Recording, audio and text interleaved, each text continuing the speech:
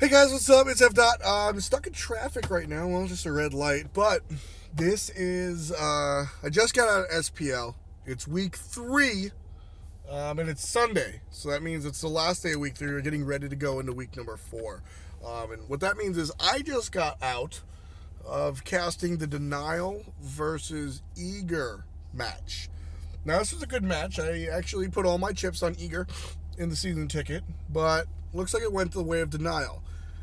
Now, Game 1 went the way of Denial because of a DC. Game 2 was pretty close, but let's talk about Game 1. Or rather, let's talk about the issue in Game 1, the DC. Omega DC'd at level 7. It was the 6-minute mark. I said 9 during the broadcast. Somebody on Twitter corrected me. Thank you very much. But it was the 6-minute mark that he DC'd at.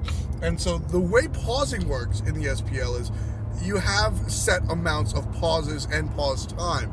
So essentially, each team, you get 3 pauses and 9 total minutes. There are 3 3-minute pauses. And, there's no rule about you can't pause back to back. So you can essentially have like one big 9-minute pause. Unfortunately, that wasn't enough for Omega. Basically, what happened was Omega's internet just cut out. That totally sucks. And then he went to a friend's house and tried to come online. Couldn't come online. And then Game 2, he did eventually come online, but Game 2 was, wasn't ideal situations, FPS problems or whatnot. You can check out Omega's Twitter for that. But, a lot of people have asked me about the ruling when it comes to the DCs or whatnot. And at the end of the day, unfortunately, it's the best it can do, right? Perfect scenario, best case scenario, all games in the Pro League are being played on LAN. That's best case scenario for these rules. That's best case scenario for cheating or lack thereof. And that's best case scenario for even the show. It'd be great to have people at LAN every single day. I'd love it. That's my ideal. But unfortunately, not quite the reality just yet. Maybe in the future. Hopefully in the future. I don't know. But at the moment, we have to play online. So because of that, this is one of those things that just sort of like, it's just the way the cookie crumbles sometimes. And as far as reviewing the DC rules as what to go, at the end of the day, the Pro League, we want to find the best games possible, but there is still a level of show to it all. I'm not saying that the show should ever supersede trying to find the most integrity-filled game, right? Because it shouldn't. In my opinion, the Pro Leagues, the gameplay always comes first and the show comes second. Otherwise, we just script the games and be done with it, right? We'd be WWE. But we're not. We're the Pro League, and that's important to me personally and the other people here involved. So what it comes down to is that, like, we can't allow 20 minutes, 30 minutes of pause time. We can't allow just wait until he comes online, because that's an hour or two. First of all, that's unfair to the viewers. We want to put on a good show and everything, like I said, but it's also unfair to the other fucking team. Think about that. Your opponent DCs, and that sucks, and you feel bad for him, and you wait 9 minutes. That's already a long time. Any moment, you just kind of smoked. Now, do you want to wait 20, 30 minutes, 40 minutes? Pro League, again, we've upped the money, but there's other things that you have to do. Some people have to stream. Some people have to do X, Y, Z. There are other things to do than just sit around and play the game. Stuck in another red light. So you got to have some sort of like strict 9-minute pause, right? That's it. Now, when it comes to allowing a substitute to come in the middle of the game, 2 things present that problem. One, if it's on a separate account, that just doesn't happen, right? Because of technical limitations.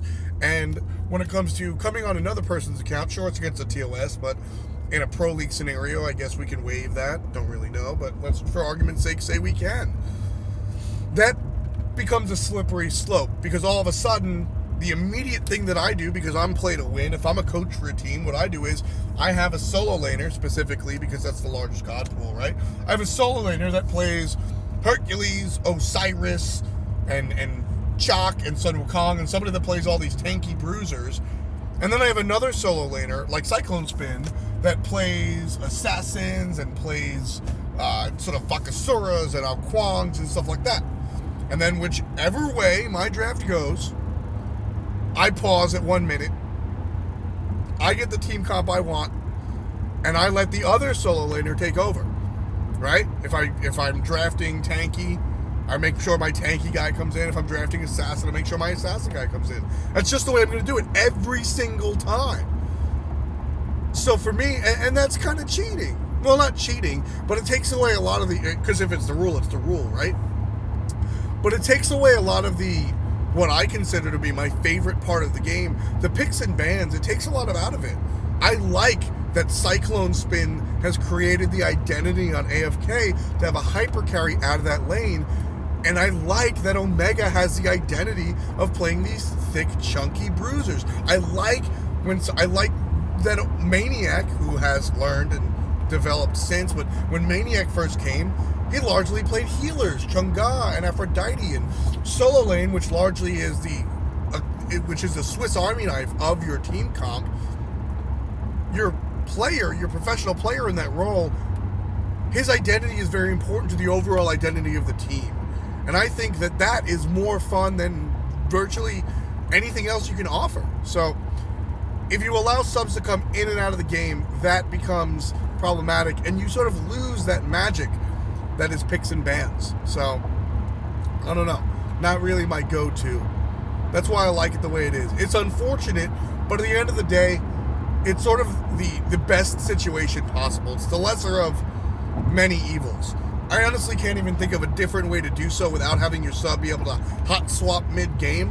But I think this is really the best way to deal with DCs. It's really unfortunate that Eager, who was completely running that game, unfortunately dropped the game that they were inevitably going to win just because they were down a man. That totally sucks. But it sucks sometimes. And I think that's honestly the best answer we're going to get. I don't think swapping players in mid-game is a fix. I don't think pausing for 3 hours is a fix. I don't think any things are really a fix except for the situation we have, which isn't a fix, but it's just the way she goes sometimes. Anyway, just wanted to pop in and give you my thoughts on the DC scenario. I'm almost home, so I'm going to get going. I'll see you guys later, and etc. So leave a comment if you have other feelings on how DC should be handled, or tweet at me as always at f.ny, and do that up. Like, comment, subscribe, the whole nine. You know I love you, baby. Peace!